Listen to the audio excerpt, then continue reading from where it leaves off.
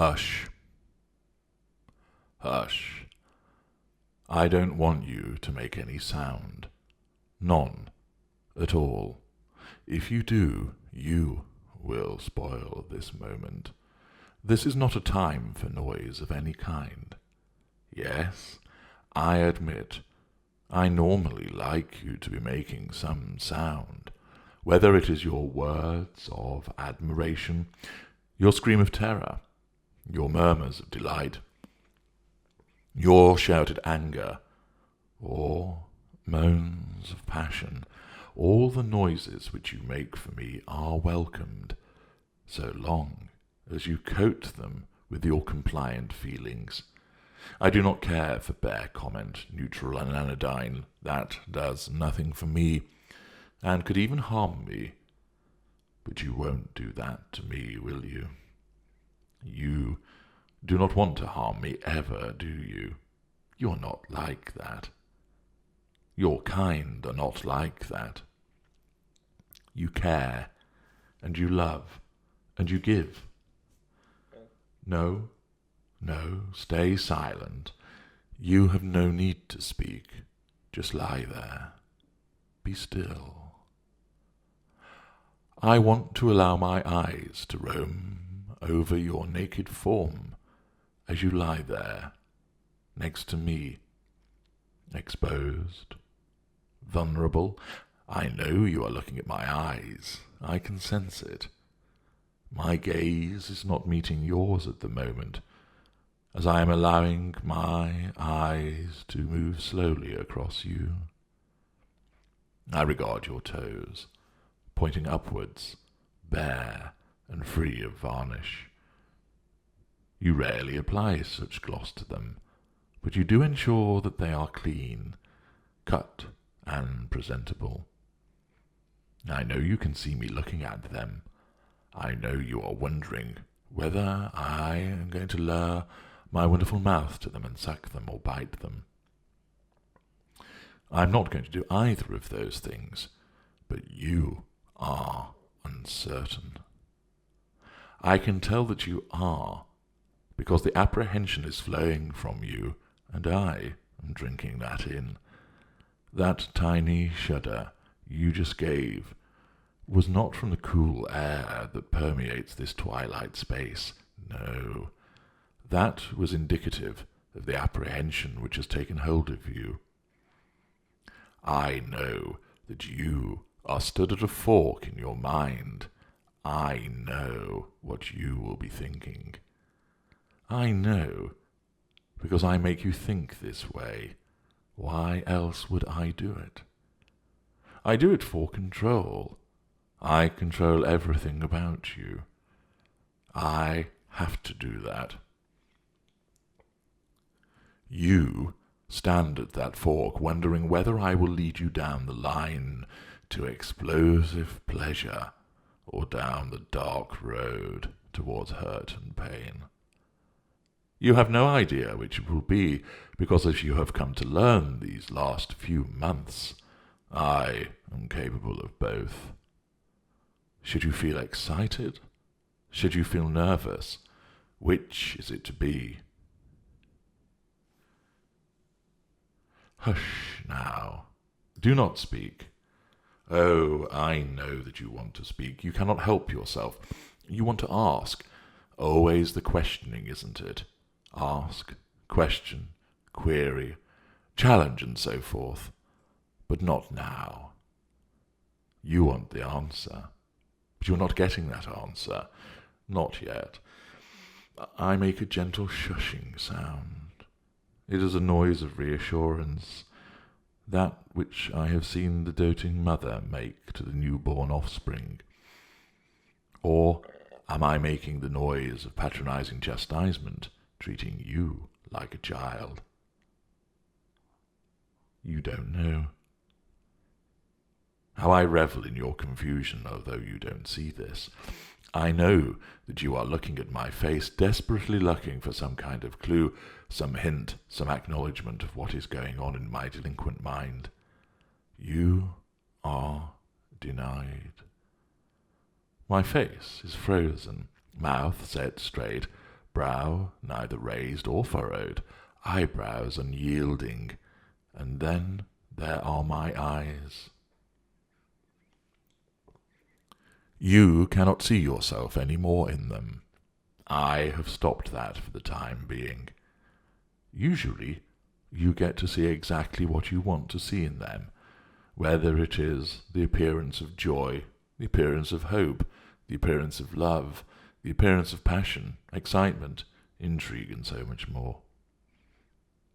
You are only seeing what I know you want to see, because I reflect from these eyes what is showing in your eyes.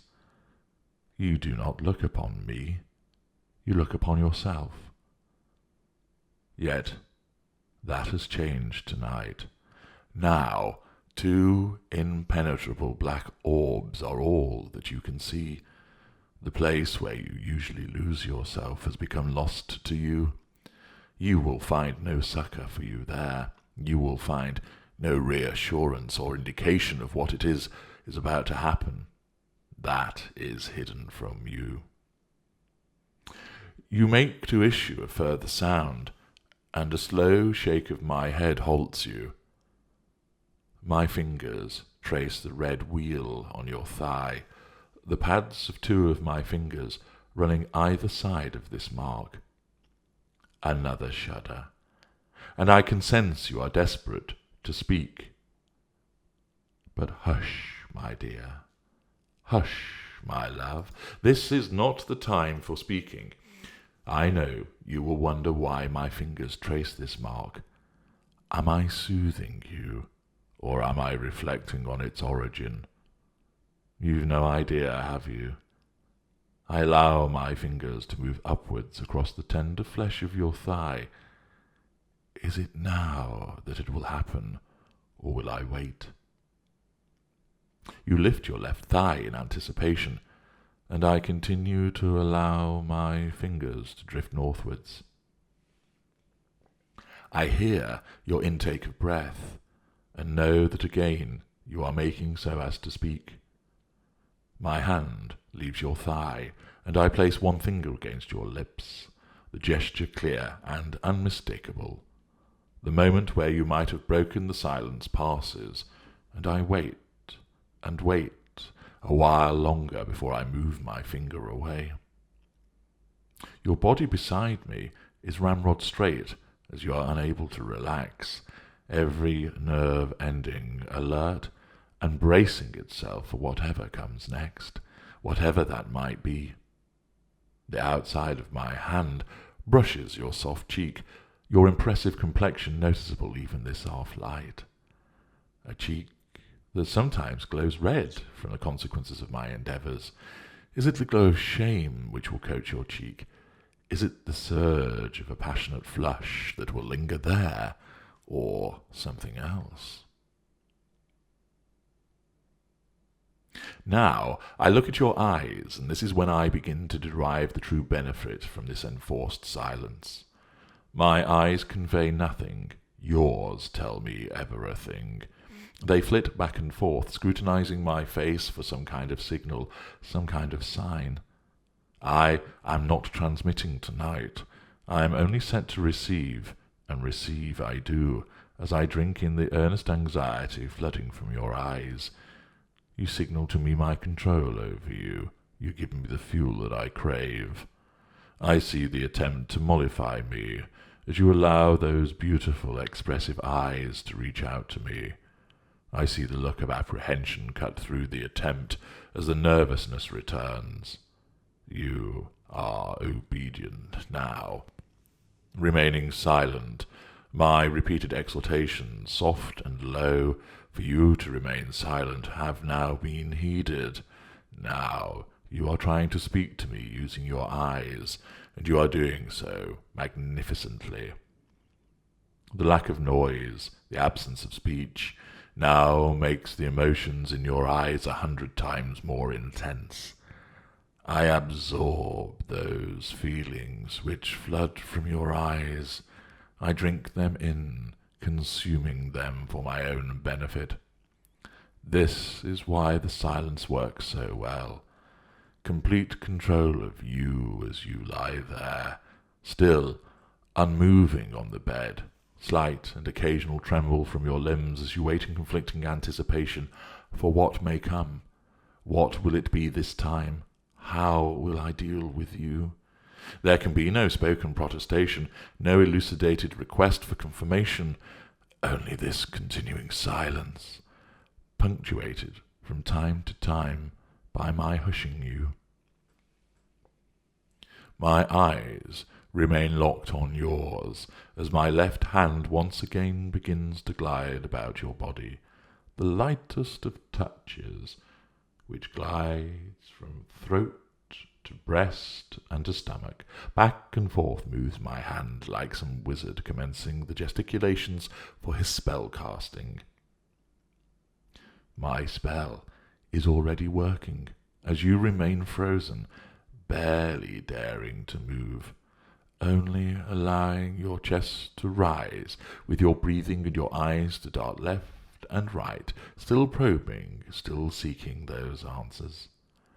Hush, my darling, hush, my dear, hush, my love. My hand rises and then clamps over your mouth. Your eyes widen, fear and excitement fighting against one another, and all the while giving me what I need. Hush. Now it begins.